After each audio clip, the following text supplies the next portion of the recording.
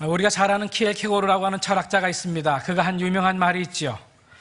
죽음에 이르는 병이 있다는 것입니다. 근데 죽음에 이르는 병이 무엇인가? 그것은 절망이라고 하는 것입니다. 죽음에 이르게 하는 그 병은 죽음도 아니고 절망이다. 그렇게 얘기합니다. 절망이 그만큼 우리 인간의 삶에 있어서 절대적인 영향을 끼친다고 볼 수가 있습니다. 절망이라고 하는 죄는 하나님도 신도 용서하지 않는다. 그런 말도 있습니다.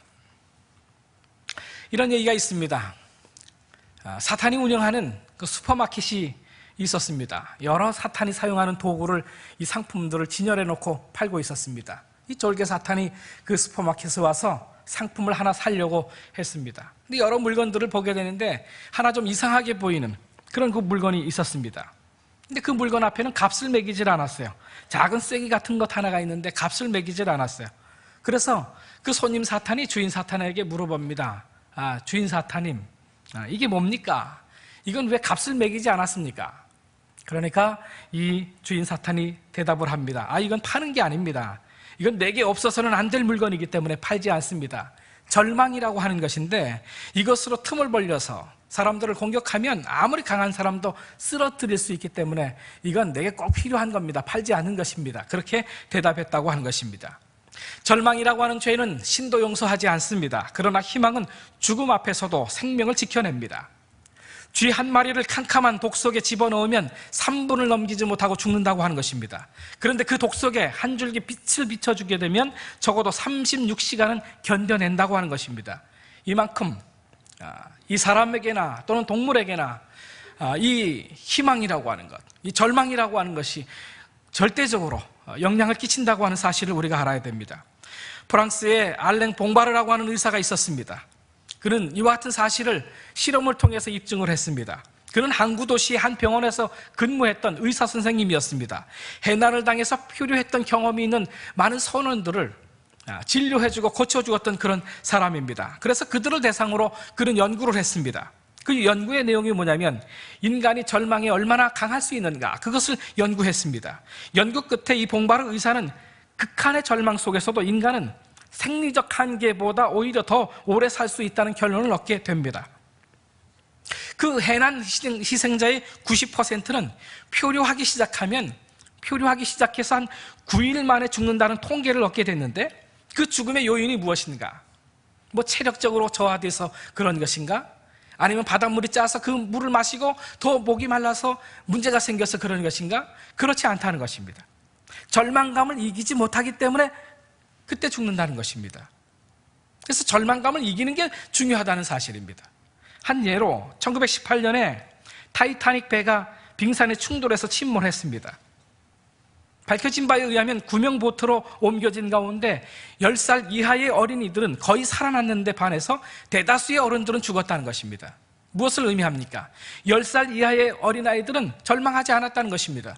구명보트를 타면 살아날 수 있구나, 절망하지 않고 끝까지 끈을 붙잡았다는 것입니다. 그런데 어른들은 불안해하고 절망하고 좌절하고 그래서 대부분 죽었다고 하는 사실입니다.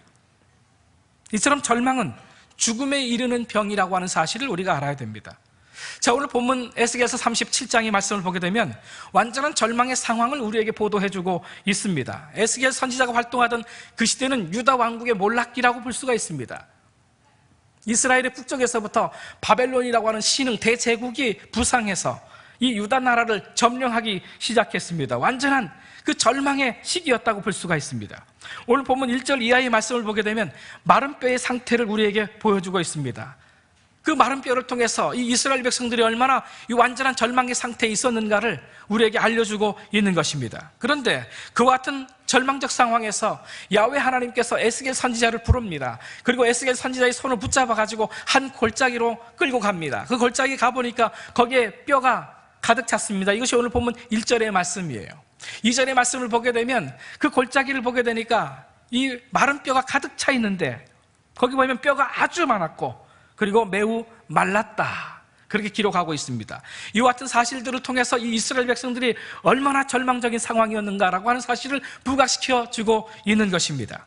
11절에 있는 말씀을 보게 되면, 그래서 이스라엘 백성들 그 자체가, 유다 백성들 그 자체가 아주 절망적인 상황에 있었어요. 하나님께서 이렇게 말씀합니다. 그러자 그분께서 내게 말씀하셨다. 사람아, 이 뼈들은 모든 이스라엘 족속이다. 그들이 말한다. 우리의 뼈들은 말랐고 우리의 소망은 사라졌으며 우리가 스스로를 쓰러뜨렸다. 하나님께서 말씀하신 것입니다.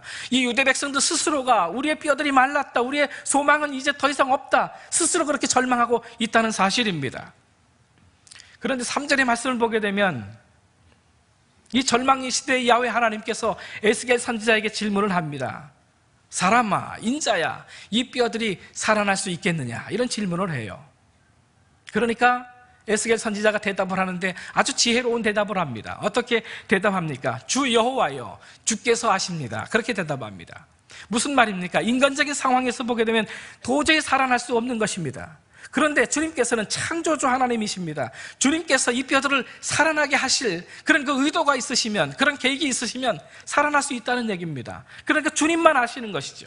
이 뼈들이 살아날 수 있겠느냐, 이 질문에 주님 아십니다. 그렇게 대답하고 있는 것을 보게 됩니다. 에스겔은 완전한 이 절망 가운데서도 이 하나님의 희망을 보고 있는 것입니다. 이 마른 뼈가 어떻게 살아날 수 있단 말입니까? 그러나 하나님께서 하실 수 있으면 하실 수 있습니다. 주님은 아십니다. 그렇게 대답하고 있는 것입니다. 사랑하는 성도 여러분, 여러분이 지금 어떤 상황에 있는지 모르겠어요. 완전한 이 절망적인 상황 가운데 있으십니까? 그러나 그럼에도 불구하고 하나님이 여러분과 함께 하심으로 희망이 있음을 믿게 되기를 주님의 이름으로 축원합니다. 하나님은 희망의 하나님이십니다. 그 어떤 절망의 환경에서도 희망을 갖게 하시는 하나님이십니다. 이것이 성경의 일관된 주제예요. 성경은 칠흑 같은 절망의 한밤중에서도 밝은 서광을 보게 해줍니다. 에스겔서에도 보면 1장에서부터 그와 같은 사실을 우리에게 말씀해주고 있습니다. 에스겔서 1장의 말씀을 보게 되면 이 이스라엘 북쪽의 이 신흥 대제국 국가들이 침공할 것을 예언해주고 있습니다. 그래서 거센 폭풍이 불어올 것을 예고합니다. 이 절망적인 예언으로 이 에스겔서 1장을 시작하고 있다는 사실입니다. 그럼에도 불구하고 1장 마지막 말미에 보게 되면 희망의 이 환상을 보여줍니다. 밝은 무지개 환상을 보여주고 있습니다. 여전히 희망을 이 이스라엘 백성들에게 심어주고자 하시는 이 하나님의 뜻이 있다는 사실이에요. 사랑하는 성도 여러분, 여러분의 미래가 지금 어두우신가요? 절망적이라고 그렇게 예측하십니까? 여러분, 그래도 절망하지 마세요. 낙심하지 마세요. 포기하지 마세요. 좌절하지 마세요. 하나님께서 여러분에게 희망을 주시는 줄 믿게 되기를 주님의 이름으로 축원합니다. 하나님께서 왜 우리에게 이렇게 끊임없이 희망을 주시기를 원하시는가? 우리 인간은 희망 없이는 살 수 없는 존재이기 때문에 그래요. 단 한순간이라도. 칼라일은 그래서 이렇게 얘기합니다. 인간은 희망의 기초를 두고 있는 존재이다. 인간은 자기 소유를 다 빼앗긴다 할지라도 오직 희망만큼은 가지기를 원한다 얘기합니다. 에릭 프롬은 얘기합니다. 인간은 희망을 품고 사는 존재다. 그렇게 얘기합니다. 희망의 신학자 몰트만은 얘기합니다. 나는 소망한다, 고로 존재한다 라고 얘기합니다. 유대인 의사로서 나치 치하의 수용소에서 살아난 이 빅터 프랭클이라고 하는 의사가 있습니다. 나치 수용소에서 무슨 희망이 있었겠습니까? 그러나 거기서 그는 희망을 발견합니다. 그래서 살아났어요. 사람은 무엇으로 사는가? 그는 그런 책을 썼는데 그 책 가운데서 그는 이런 얘기를 합니다. 사람은 무엇으로 사는가? 사람은 먹는 것으로 사는 게 아니다. 사람은 희망으로 사는 것이다. 오직 기다림으로 사는 것이다. 그렇게 얘기합니다. 조지 스위팅은 이렇게 얘기합니다. 사람은 40일을 먹지 않고도 살 수 있고 3일 동안 물을 마시지 않고도 살 수 있다. 8분간 숨을 쉬지 않고도 살 수 있다. 그러나 희망 없이는 단 2초도 살 수가 없다. 그렇게 얘기합니다. 여러분, 그렇습니다. 우리 인간은 희망 없이 살 수 없는 존재예요. 그래서 하나님께서는 끊임없이 우리에게 희망을 주시기를 원하시는 것입니다. 사랑하는 성도 여러분, 요즘 여러분이 처한 상황은 어떠신가요? 얼마나 암울하고 절망적이신가요? 마치 오래된 심이 마른 뼈와 같은 그런 상황이신가요? 더 이상 새로운 가능성이 없어 보이시나요? 그래도 낙심하지 마세요. 체념하지 마세요. 절망하지 마세요. 왜냐하면 하나님께서는 우리에게 이 마른 뼈가 살아날 수 있다고 그렇게 말씀하고 있기 때문에 그렇습니다. 예레미야 선지자를 통해서도 하나님께서는 우리에게 희망을 말씀해주고 있습니다. 우리를 향한 하나님의 계획은 재앙이 아니라 번영이요, 미래에 대한 희망을 주는 것이다 말씀하고 있는 것입니다. 오늘도 여전히 여러분과 저에게 희망이 있음을 믿게 되기를 주님의 이름으로 축원합니다. 우리 하나님이신 예수님께서는 우리에게 이 희망을 주시기 위해서 이 땅에 인간의 육신을 입고 이 땅에 오신 것입니다. 그래서 전혀 희망이 없는 사람, 태어나면서부터 병든 사람, 수십 년 동안 만성적인 질병으로 고통받아온 사람, 수많은 병원과 의사로부터 치료를 받아왔지만 여전히 절망적인 사람, 이미 죽었거나 죽은 지 며칠 된 사람, 그 사람에게조차도 희망을 심어주셨어요. 그들을 고쳐주심으로써 예수님만이 유일한 희망인 것입니다. 그래서 철로역정의 저자 존 버녀는 이렇게 얘기합니다. 만약 예수님께서 나를 맞으실 때 칼을 들고 나오실지라 하더라도 나는 그분의 발 아래에 내 몸을 던질 것이다. 왜냐하면 그분만이 나의 최후의 희망이기 때문이다. 오늘 본문에서 하나님께서는 에스겔에게 이 죽은 지 오래되어서 메마른 이 뼈들도 살아날 수 있다라고 말씀하고 있습니다. 산산이 부서진 이 가망 없는 이 이스라엘 백성들이 다시 회복할 수 있다. 바벨론의 포로로 끌려가서 죽을 수밖에 없는 그 절망적인 상황에 있는 이 이스라엘 백성들이 다시 살아날 수 있다. 다시 자기의 고향 땅으로 돌아가서 다시 그들이 그 땅에서 행복하게 삶을 살 그날이 있다. 희망의 메시지를 이 선지자에게 주고 있는 것을 보게 됩니다. 사랑하는 성도 여러분, 그렇다면 우리는 어떻게 해야 이 희망을 간직할 수가 있는 것일까요? 희망을 간직해서 이 절망의 상황에서 벗어나서 승리의 삶을 살 수가 있는 것일까요? 그것은 성령의 생기를 통해서 우리를 살리시겠다고 하는 하나님의 말씀을 들어야 돼요. 오늘 4절의 말씀을 보게 되면 하나님께서는 에스겔 선지자에게 말씀하십니다. 마른 뼈들에게 야훼의 말씀을 들으라 라고 명령하십니다. 너는 이 뼈들에게 예언을 해라. 마른 뼈들아, 하나님의 말씀을 들어라. 무슨 말씀을 들으라고 하는 말인가? 내가 너에게 성령의 생기를 보내주어서 너희를 살리겠다고 하는 이 하나님의 말씀을 들으라고, 그렇게 에스겔 선지자에게 예언하라고 하나님께서는 말씀하고 있는 것입니다. 하나님께서 성령의 새 기운을 주어서 이 이스라엘 백성들을 살리겠다는 것입니다. 마른 뼈 같은 이 바벨론의 포로로 끌려가서 절망적인 상황에 있는 이 이스라엘 백성들을 다시 살리겠다고 하는 이 하나님의 말씀을 듣고 그 말씀을 믿으라고, 성령의 새 기운을 얻으라고 그렇게 말씀하고 있는 것입니다. 오늘 성경 본문은 1절부터 이 성령의 이 능력을 강조하고 있는 것을 보게 됩니다. 1절의 말씀을 보게 되면 여호와의 권능이 이 에스겔에게 임합니다. 여호와의 영이 이 에스겔을 이끌고 골짜기로 데리고 갑니다. 5절의 말씀을 보게 되면 생기를 불어넣어 주시겠다고 약속하십니다. 9절의 말씀을 보게 되면 그 약속의 말씀대로 생기를 불어넣어 주시는 그 하나님의 모습이 등장합니다. 10절의 말씀을 보게 되면 이 불가항력적인 절망 상태에 있다 할지라도 성령의 능력이 임하면 이 생기의 성령이 그 마른 뼈들 안에 들어오게 됐을 때 그 마른 뼈들이 살아나서 두 발로 일어서서 엄청난 큰 군대가 되었다고 그렇게 말씀하고 있는 것입니다. 여러분, 그렇습니다. 우리도 마른 뼈 같다 할지라도 우리가 이 성령을 받기만 하면 춤추는 마른 뼈가 될 수가 있는 것이, 움직이는 마른 뼈가 될 수가 있는 것입니다. 넘어져 있던 그 뼈들이 두 발로 굳게 서서 일어설 수가 있게 된 것입니다. 그 어떤 어둠의 세력도 두려워하지 않는 군대가 될 수 있음을 믿게 되기를 주님의 이름으로 축원합니다. 사랑하는 성도 여러분, 여러분 가운데 혹시 사업의 이 경제 능력을 완전히 상실한 분이 계신가요? 오랫동안 만성적이고 고질적인 이 약함이나 질병으로 좌절 상태에 있는 분이 계십니까? 가정생활의 어두운 나날을 계속 살아오고 계시는 그런 분이 계십니까? 그래서 도저히 희망이 보이지 않는 완전한 절망적인 상태에 있으신가요? 그 어떤 절망적 상황에서도 해답은 간단합니다. 성령의 새 기운을 받기만 하면 된다고 성경은 말씀하고 있는 것입니다. 성경이 말하는 이 성령의 능력과 생기의 영으로 성령의 충만함을 받게 되면 우리도 얼마든지 군대가 될 수 있다고 성경은 말씀하고 있는 것입니다. 오늘 이 아침에 이 자리에서 이 시간 우리 모두 이 생기의 성령을 충만히 받게 되기를 주님의 이름으로 축원합니다. 그리고 이번 부흥축제에 이 하나님의 특별하신 성령의 기름 부으심이 있는 종을 우리 교회에 보내주시는데 그 종을 통해서 주시는 그 말씀을 통해서 성령의 새 기운을 받으시는 저와 여러분 되기를 주님의 이름으로 축원합니다. 9절에 있는 말씀을 보게 되면 이 생기의 성령님은 우리가 살고 있는 이 동서남북 사방에서부터 언제나 누구에게든지 불어와서 우리를 살려내겠다, 하나님께서 그렇게 말씀하고 있는 것입니다.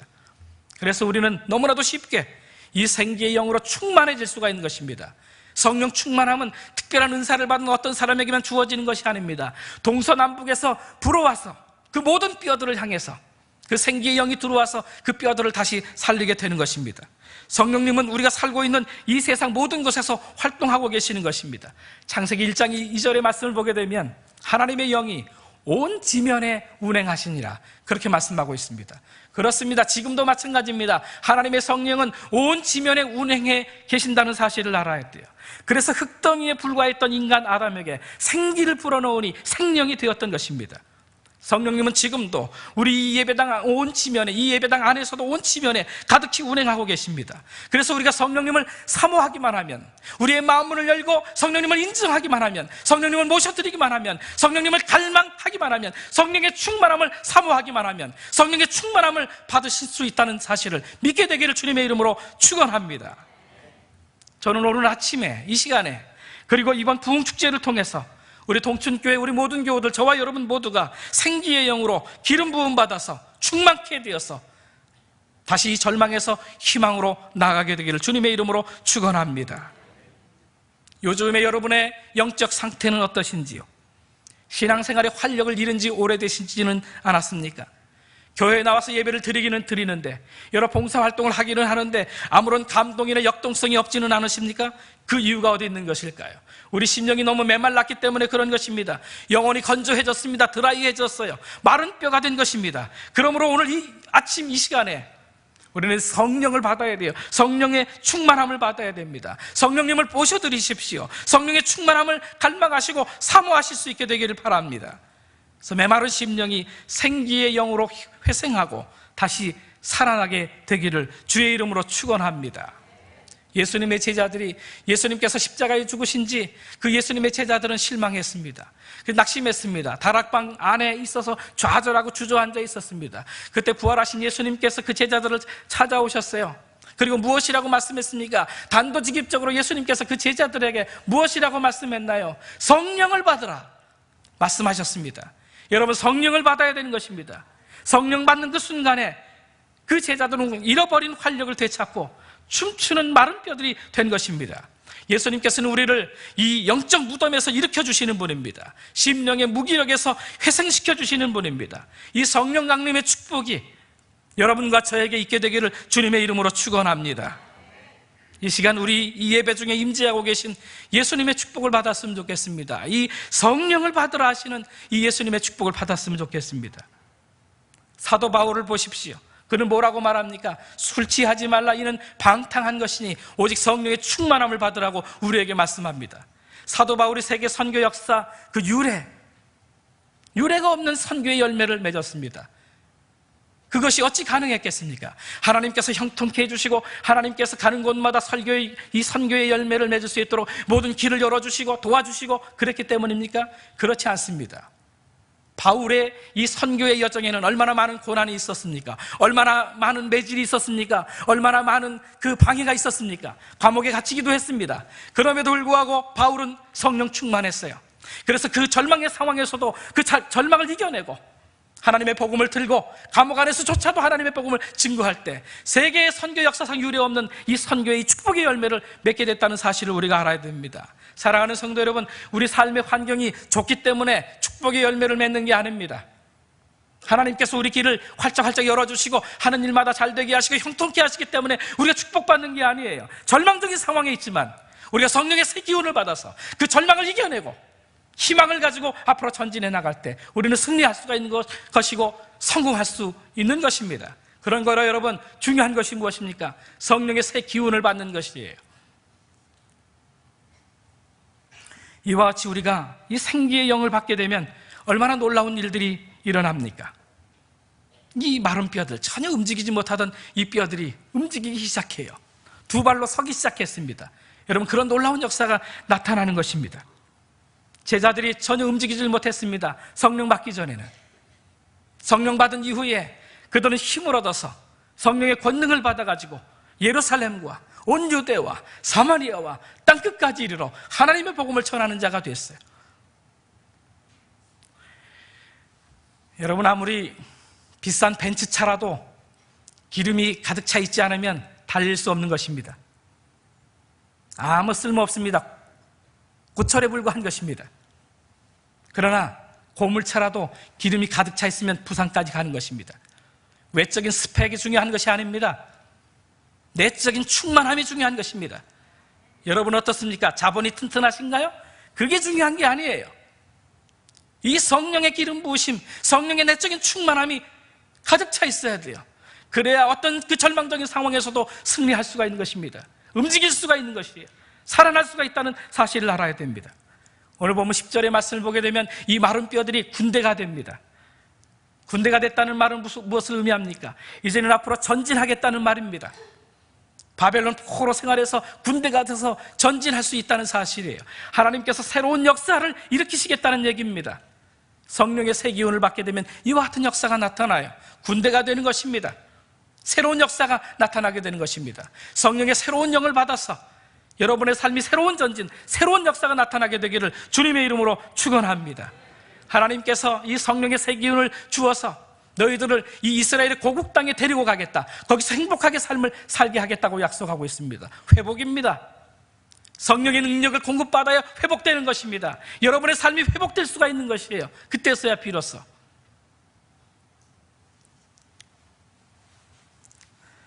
요즘 여러분의 정황이 마치 골짜기 마른 뼈들처럼 절망적이신가요?